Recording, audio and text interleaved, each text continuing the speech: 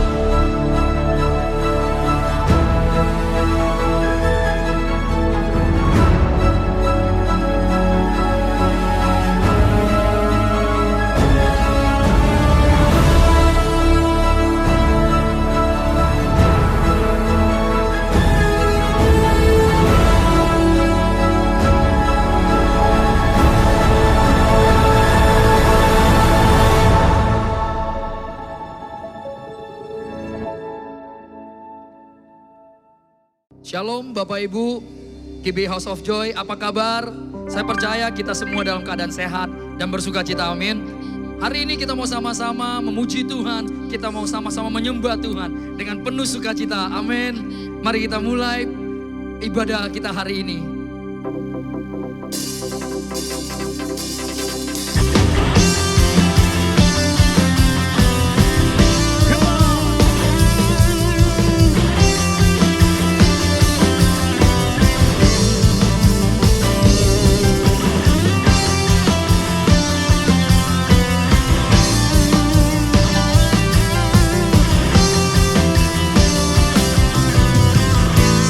Kita katakan,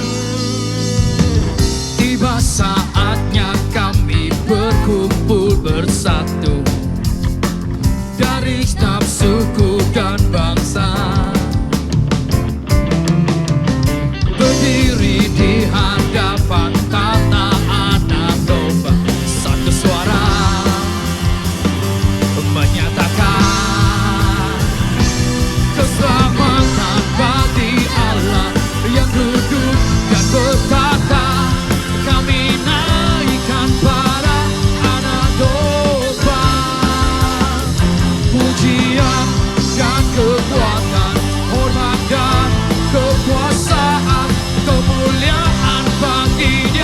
selamanya. Mari sama-sama kita tepuk tangan buat Tuhan kita. Katakan yeay.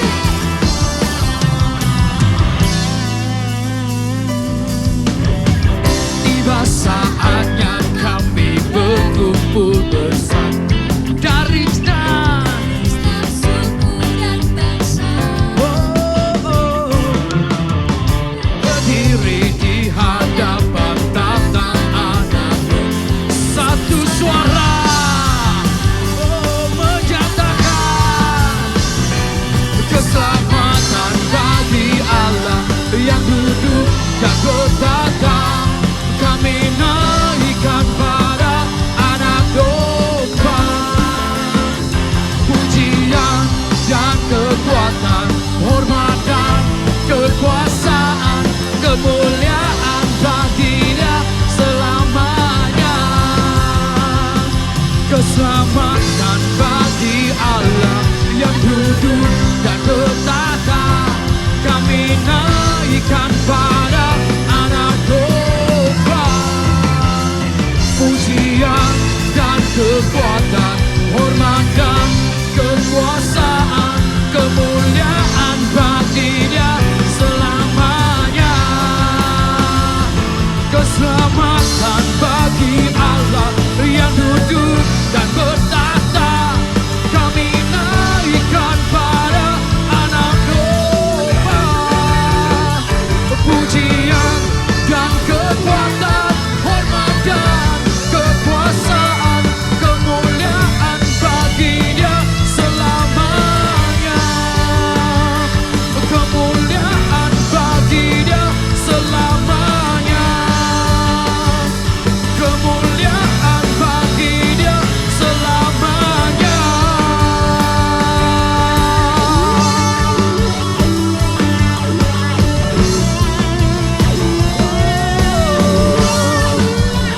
Keselamatan hanya bagi Allah kita.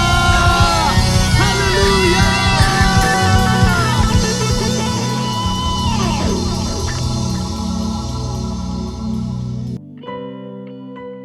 Kami percaya Tuhan, Engkau pengharapan kami, Engkau tempat bersandar kami Tuhan.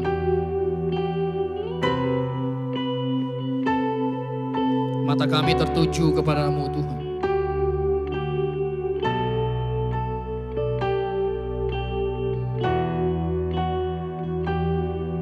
I set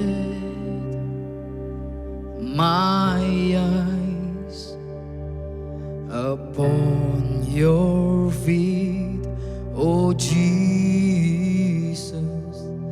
I set my heart responding to your love. I cast my fear and surrender all to you. Lord, here I worship you. How I need your presence, Lord. How I need your presence, Lord. Spirit of hope, draw me closer to you, Lord. Spirit of life, flowing into my heart as I worship you.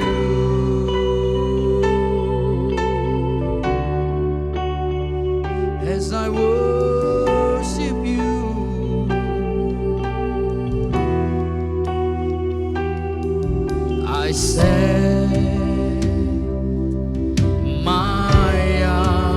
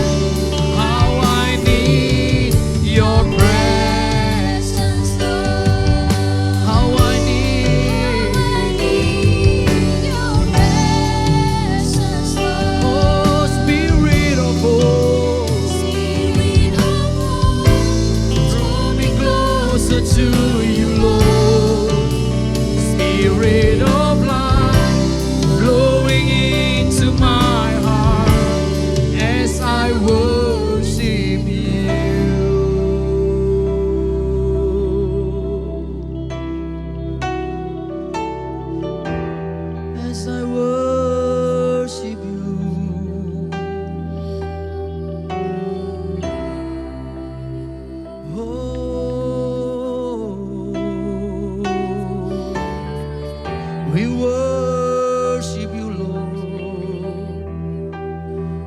Oh, we worship you. Oh God, oh God.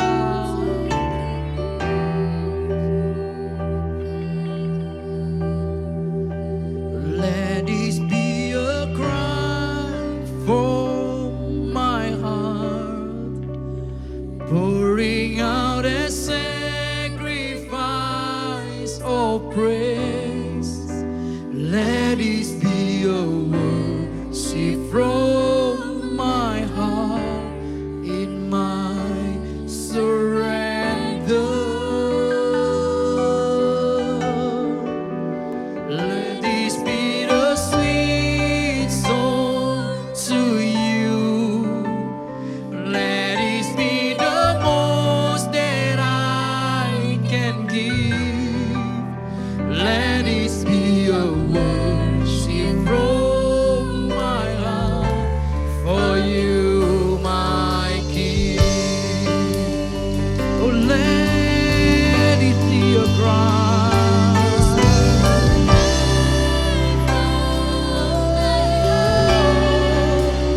Pouring out a sacrifice of praise. Let it be a worship from my heart in my surrender. Let it be a sweet song to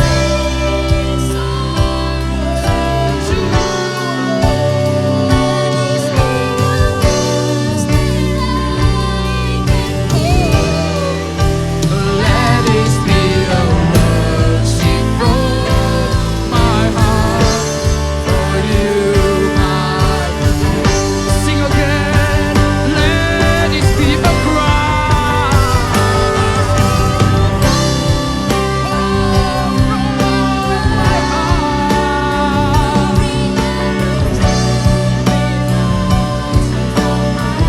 Let it be a worship, my heart surrender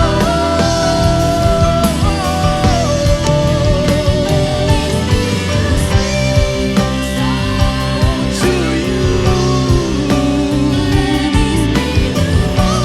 that I can give.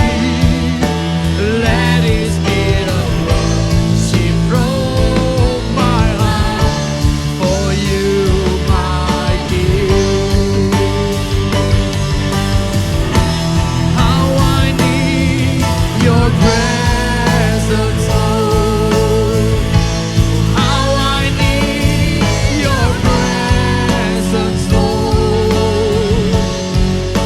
Spirit of God, draw me closer to you, Lord. Spirit of God, draw me closer. How I need your presence, Lord. Oh, how I need. Oh, Spirit of God, draw me closer to you, Lord. Spirit of life, growing into my heart as I worship you.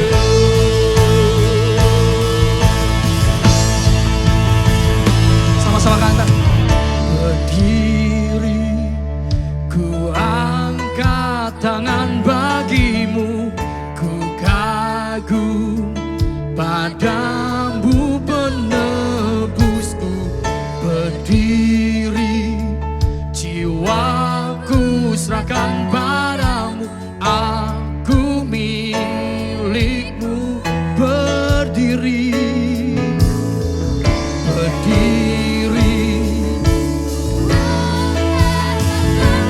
bagimu Tuhan, padamu penebusku. Berdiri, jiwaku serahkan padamu, aku milikmu.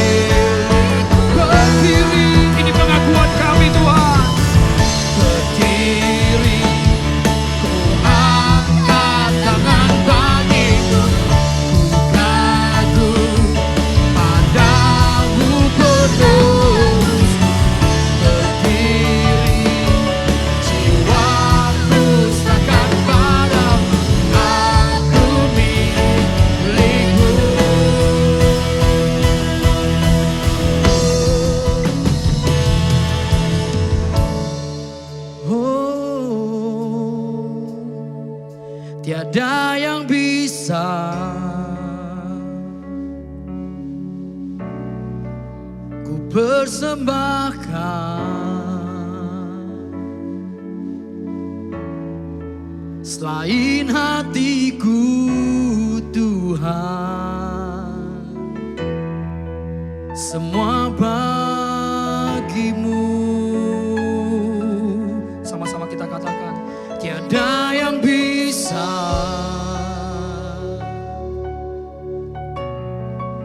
ku persembahkan selain hatiku Tuhan, semua bagimu. Tiada yang bisa, tiada yang bisa. Oh, ku persembahkan Tuhan selain hatiku Tuhan. Oh, semua bagimu, tiada yang bisa.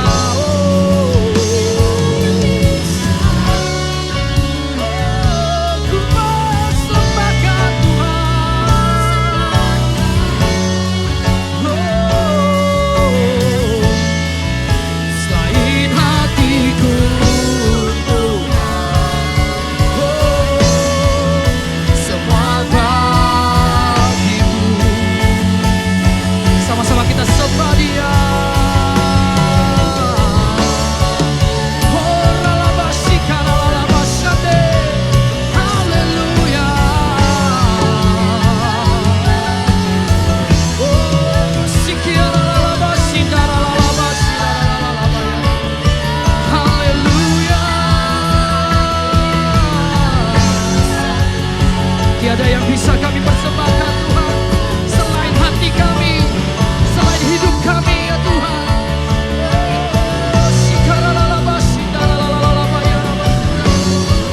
Haleluya.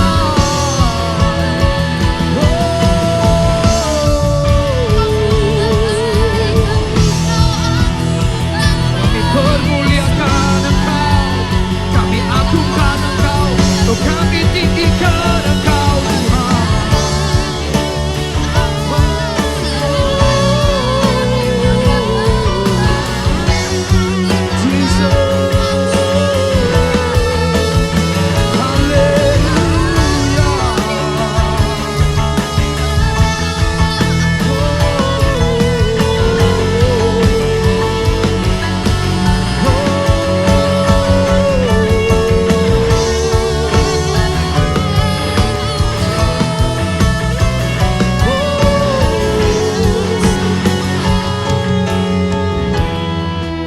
Tiada yang bisa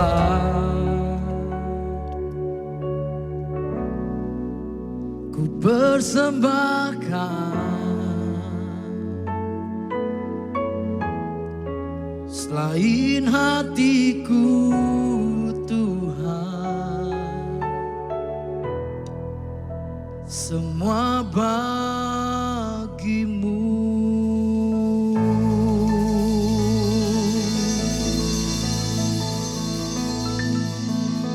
Bapa, kami bersyukur Tuhan buat penyertaan-Mu. Engkau terus bersama-sama dengan kami Tuhan. Kami mau terus berharap di dalam Engkau Tuhan, karena kami adalah milik-Mu Tuhan. Dan sebentar lagi kami mau mendengarkan firman-Mu. Berkati setiap kami Tuhan yang mendengarkan firman-Mu. Biarlah hidup kami semakin hari semakin bertumbuh di dalam Engkau Tuhan. Di dalam nama Yesus kami berdoa, haleluya, amin. Puji Tuhan, Shalom. Senang sekali saya bisa melayani GPI Jemaat House of Joy yang ada di Roxy Square. Kita akan berdoa untuk kebenaran firman Tuhan yang akan ditabur pada hari ini. Kitab Kolose berkata bahwa biarkan kami hanya memikirkan perkara-perkara yang di atas. Karena perkara-perkara yang di atas bersifat mulia, kudus, dan benar. Sementara perkara-perkara yang di dunia, yang di bumi ini bersifat sementara saja. Pada hari ini kami rindu diberkati oleh firman Tuhan yang hebat, yang dahsyat, yang luar biasa. Urapi kami semua. Kami siap mendengarkan firman-Mu. Dalam nama Yesus. Haleluya. Amin. Puji Tuhan. Bapak dan Ibu, hari ini saya akan memberikan khotbah saya dengan tema menjadi serupa dengan Kristus. Kita tahu bahwa kita anak-anak Tuhan harus serupa dengan Kristus. Bapak dan Ibu, setiap orang pasti memiliki tokoh yang diidolakan. Ada orang yang mengidolakan tokoh politik, misalkan begitu. Kenapa? Karena ketika dia berbicara begitu mengagumkan, sehingga kita tercengang-cengang atas kepintarannya dari cara dia berbicara. Atau mungkin Bapak dan Ibu mengidolakan seorang aktor atau artis saudara. Karena dia tampan, dia cantik, dan dia bisa bermain, bisa berakting dengan baik sekali. Atau Bapak dan Ibu mengidolakan pemain sepak bola begitu. Ya, karena ketika dia mengiring bola luar biasa. Dan dia bisa menciptakan gol yang sangat spektakuler. Tapi saya ingin katakan kepada Bapak dan Ibu saudara, idola-idola tersebut saudara bisa mengecewakan Bapak dan Ibu. Cuma Yesus adalah idola kita yang tidak pernah mengecewakan. Ya, kita buka firman Tuhan di 1 Yohanes 2 ayat yang ke-6. Dikatakan begini, barang siapa mengatakan bahwa ia ada di dalam dia, ia wajib hidup. Perhatikan ini, dia wajib hidup sama seperti Kristus hidup.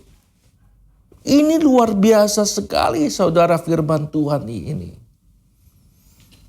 Anak-anak Tuhan, murid-murid Yesus, itu wajib hidup seperti Kristus hidup.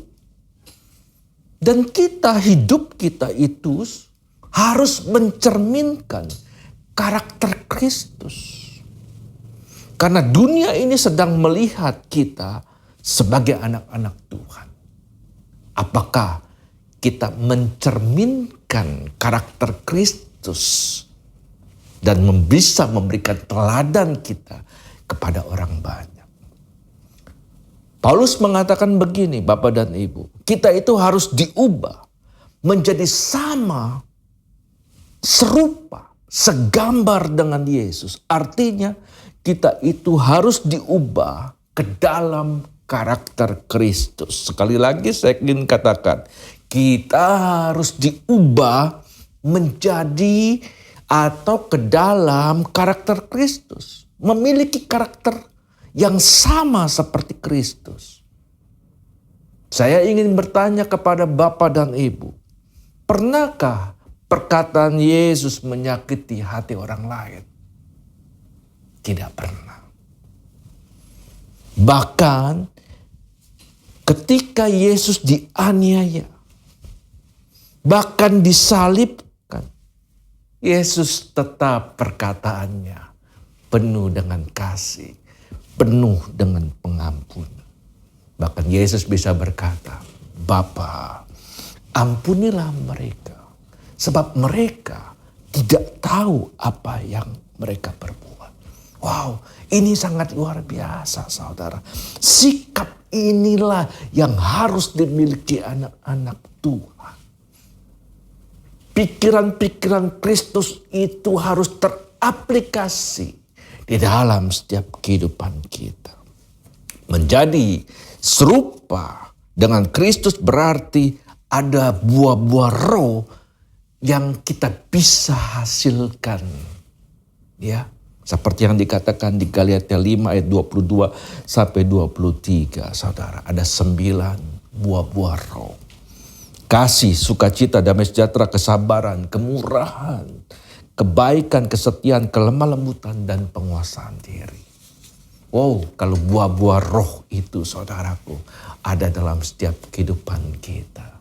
Kita menjadi anak-anak Tuhan yang bisa menjadi teladan untuk banyak orang lain. Mereka bisa melihat Yesus di dalam perkataan kita, di dalam perbuatan kita. Haleluya.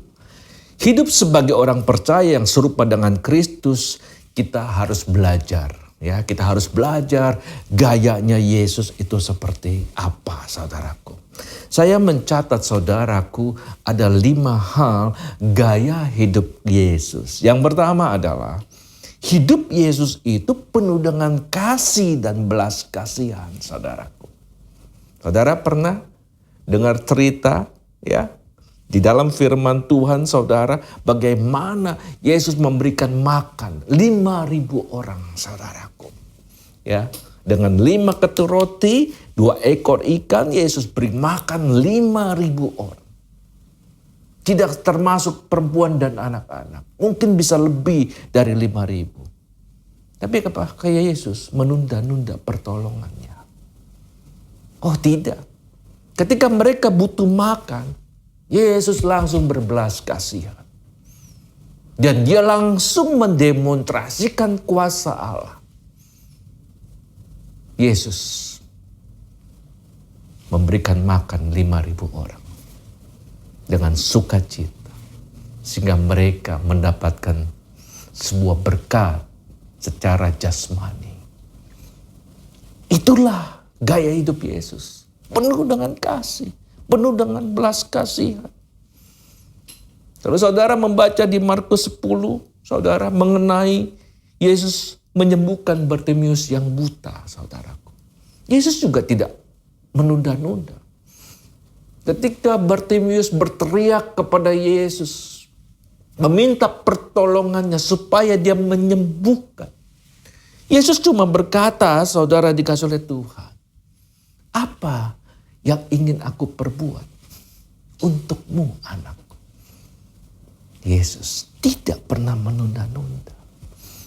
Hati Yesus penuh dengan kasih. Hati Yesus penuh dengan belas kasihan. Yang kedua, gaya hidup Yesus yang kedua yang saya catat. Yesus itu menjalankan hidupnya dengan kuasa. Saudaraku, sejak kecil, Yesus sudah menunjukkan siapa dirinya kepada para tua-tua dan para imam. Dan Yesus sangat mahir sekali di dalam kitab. Dia bisa menjawab setiap pertanyaan-pertanyaan yang dilontarkan para tua dan para imam itu, saudara, dengan tepat, saudaraku. Dan Yesus di sini menunjukkan bahwa ada sebuah kuasa yang besar di dalam dirinya yang membuat orang-orang sekitarnya itu takjub akan pengajarannya. Hal yang sama, saudaraku, harus kita lakukan. Karena ketika Yesus terangkat ke surga, dia sudah mewariskan sebuah kuasa. Kuasa yang sama kepada kita semua. Yaitu apa? Kuasa Roh Kudus sudah diberikan kepada kita. Dan kuasa Roh Kudus itu harus dipraktekkan, saudara dikasih oleh Tuhan. Dan kita harus berdiri tegak seperti pasukan Kristus. Haleluya. Saudaraku, kalau kita memiliki kuasa Tuhan, saudaraku, kita tidak akan takut dan khawatir menghadapi hidup ini. Saya tahu hidup ini semakin lama semakin sulit. Karena sudah juga dibuatkan, saudaraku. Di zaman-zaman akhir, saudara, di hari-hari terakhir akan datang masa yang sukar. Itu sudah dimuatkan. Tetapi kalau kita berjalan dengan kuasa Tuhan, kita pasti akan memperoleh kemenangan. Haleluya. Yang ketiga, saudaraku, Yesus selalu bergaul dengan semua orang. Bahkan termasuk orang yang berdosa. Jadi Yesus itu tidak pilih-pilih orang. Yesus bergaul dengan pemungut cukai yang bernama Zakheus, saudaraku.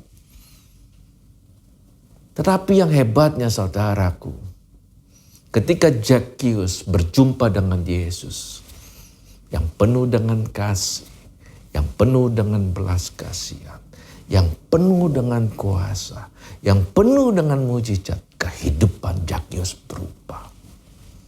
Bahkan Zakheus, saudaraku, dia berkata kepada Tuhan, setengah hartaku akan aku kasih kepada orang miskin. Ini kan hebat, saudaraku.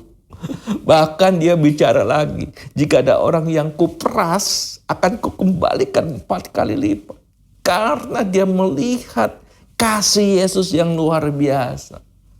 Karena dia lihat karakter yang luar biasa yang dia tidak pernah lihat dimanapun. Dan dia berubah ketika dia berjumpa dengan Yesus. Saudaraku, kita pun harus seperti Yesus. Kita bisa bergaul dengan orang yang berdosa.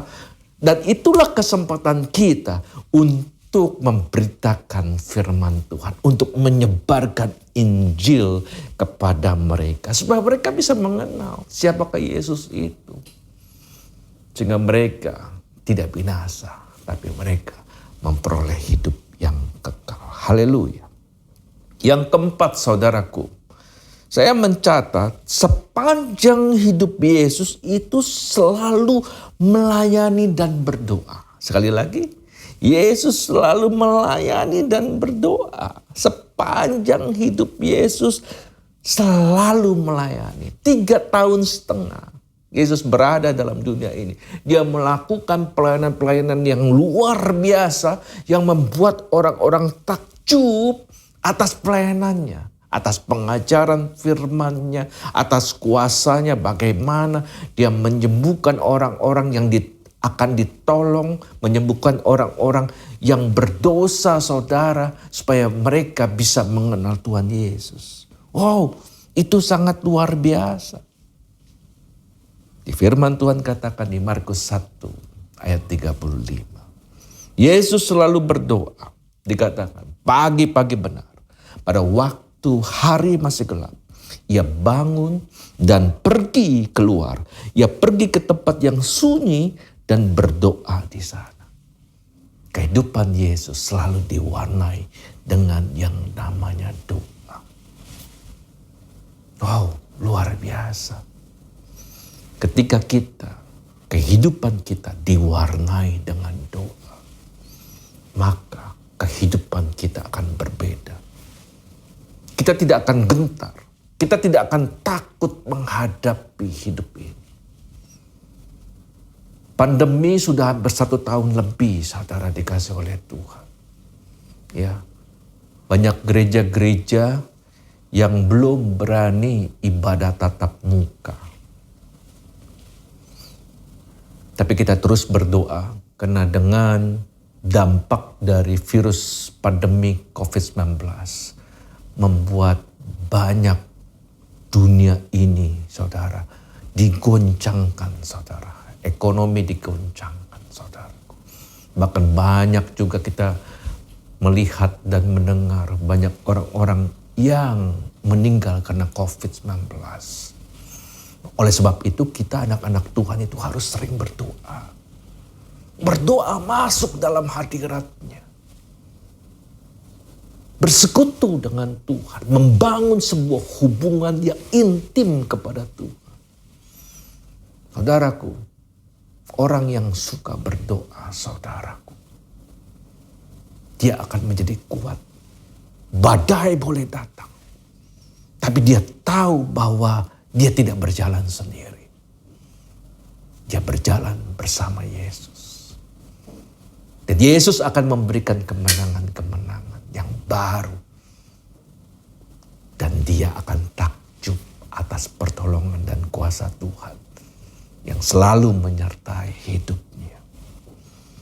Saudara dikasih oleh Tuhan, mari kita mulai mau melayani. dimanapun kita berada. Melayani bukan di gereja saja.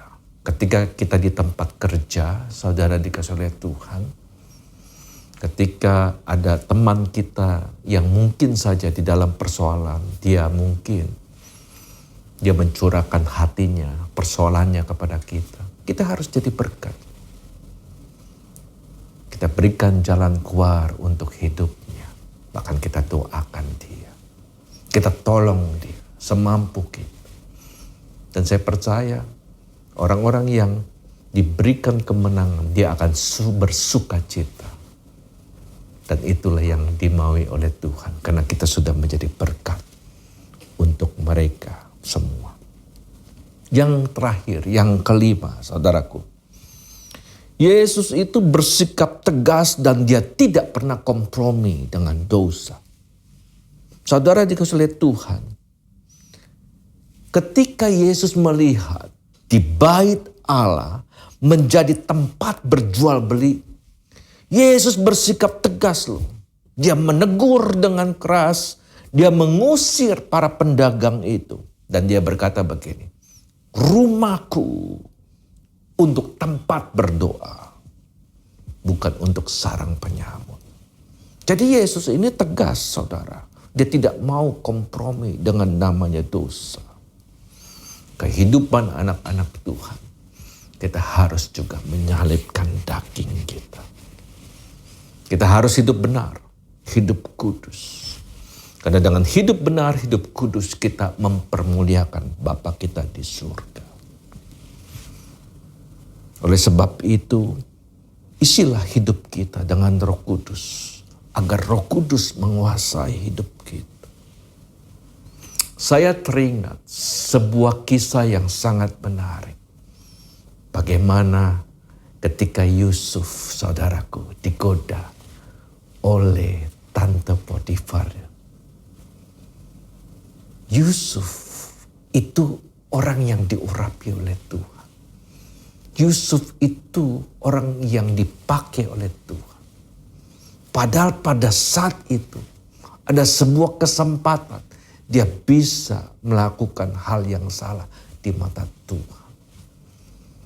Tapi yang hebat saudaraku, dia menghindar. Ketika diganggu oleh tante genit Potifar, dia menjauh, dia berlari, dia meninggalkan dosa. Itu yang hebat saudara dikasih oleh Tuhan.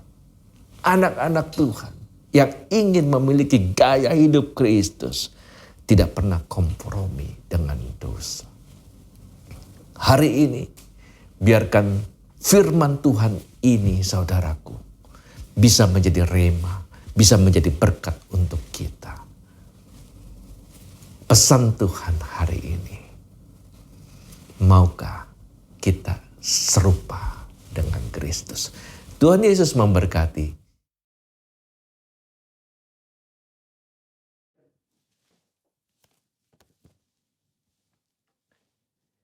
Shalom, apa kabar saudara? Saya percaya kita semua luar biasa.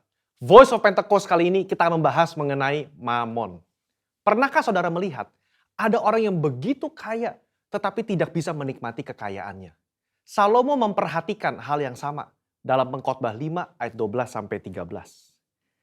Ada kemalangan yang menyedihkan kulihat di bawah matahari. Kekayaan yang disimpan oleh pemiliknya menjadi kecelakaannya sendiri. Dan kekayaan itu binasa oleh kemalangan. Sehingga tak ada satupun padanya untuk anaknya.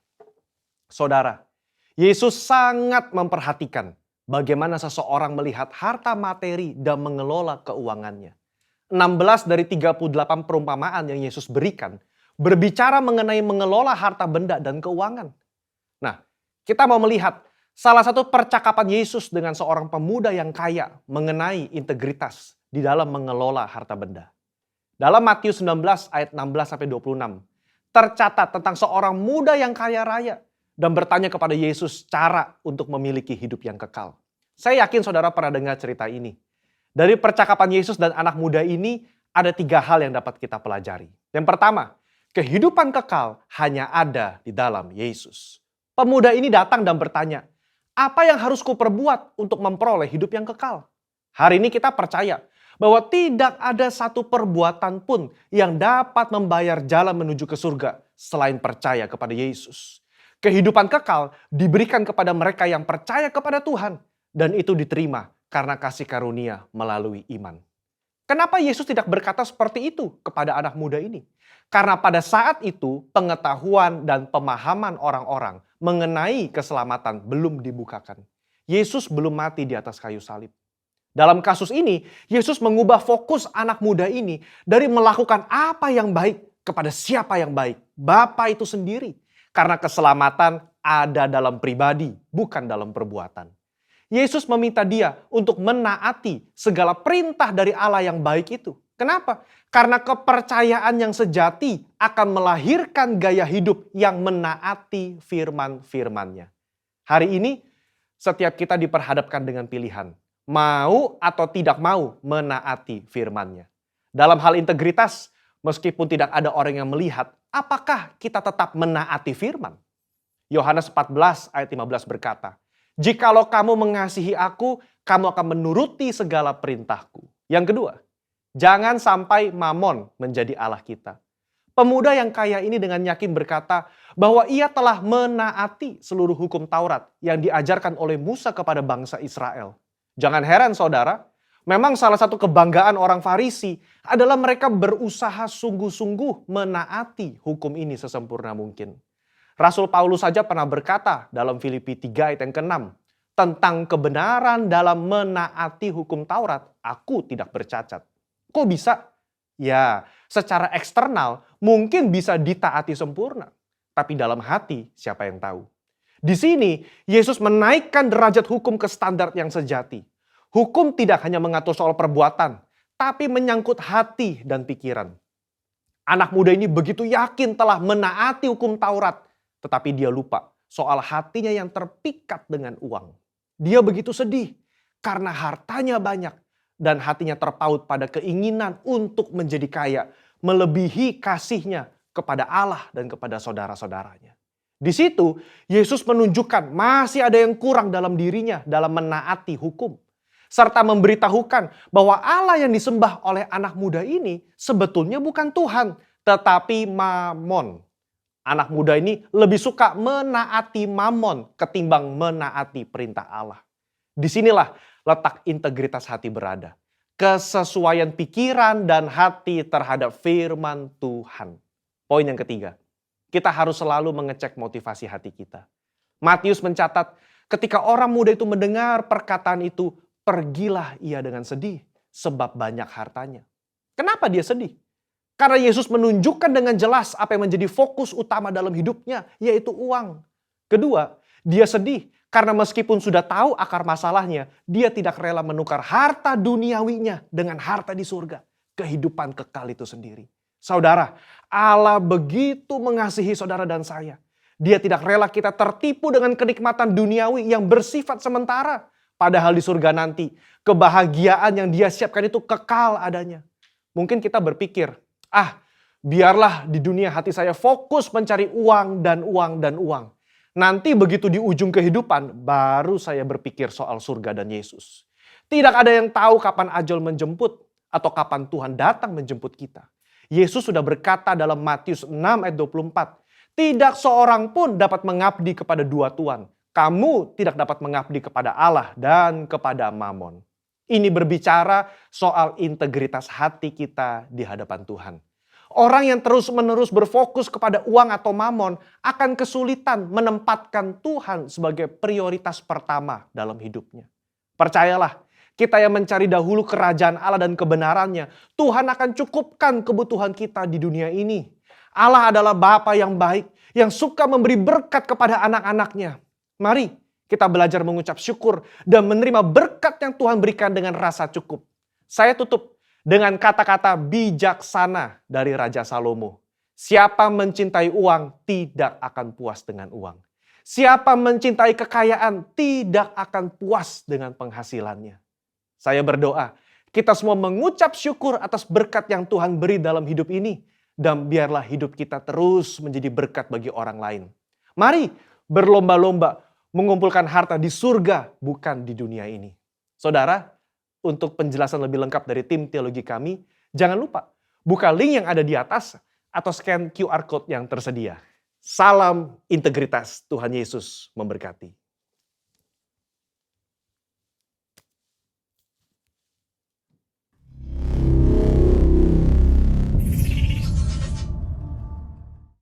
Haleluya, saudara diberkati dengan ibadah pada hari ini. Saya percaya kita semua diberkati. Amin, saudara. Dan kita akan akhiri ibadah kita pada hari ini. Mari kita satukan hati, kita berdoa, dan terimalah berkat yang terbaik daripada Tuhan kita. Mari kita satukan hati kita berdoa. Terima kasih Tuhan, sekali lagi kami datang dan kami percaya kepada Tuhan bahwa Tuhan menyertai kami, Tuhan tidak meninggalkan kami. Dan kalau hari ini Tuhan, kami bersyukur, mengucap syukur, kebaikan-Mu selalu bersama dengan kami. Kami mau akhiri ibadah pada hari ini dan kami mau terima berkat yang terbaik daripada-Mu. Mari angkat kedua tangan-Mu saudara, arahkan hatimu dan wajahmu pada Bapa di surga, dan terimalah berkat yang terbaik di dalam nama Bapa dan di dalam Anak-Nya yang tunggal, Yesus Kristus. Persekutuan, perlindungan, penyertaan daripada Roh Kudus menyertai saudara semua dari sekarang sampai selama-lamanya. Dan semua yang menerima berkat Tuhan sama-sama katakan, amin. Tuhan Yesus memberkati saudara. Selamat hari Minggu. Dia selalu menyertai. Apa yang dimaksud dengan Pentakosta ketiga? Pentakosta ketiga adalah pencurahan Roh Kudus yang dahsyat di zaman sekarang, melebihi yang terjadi di Azusa Street. Pentakosta ketiga akan mengakibatkan penuaian jiwa yang terbesar dan yang terakhir sebelum Tuhan Yesus datang kembali. Pentakosta ketiga akan membangkitkan generasi Yeremia, yaitu anak-anak muda yang dipenuhi Roh Kudus, cinta mati-matian kepada Tuhan Yesus, tidak kompromi terhadap dosa, dan akan bergerak untuk memenangkan jiwa. Pentakosta ketiga lahir di Indonesia dan bergerak ke bangsa-bangsa. Gerakan ini dari timur ke barat dan akan kembali ke Yerusalem. Pentakosta ketiga akan memberikan kuasa untuk menyelesaikan amanat agung, dan setelah itu Tuhan Yesus datang kembali.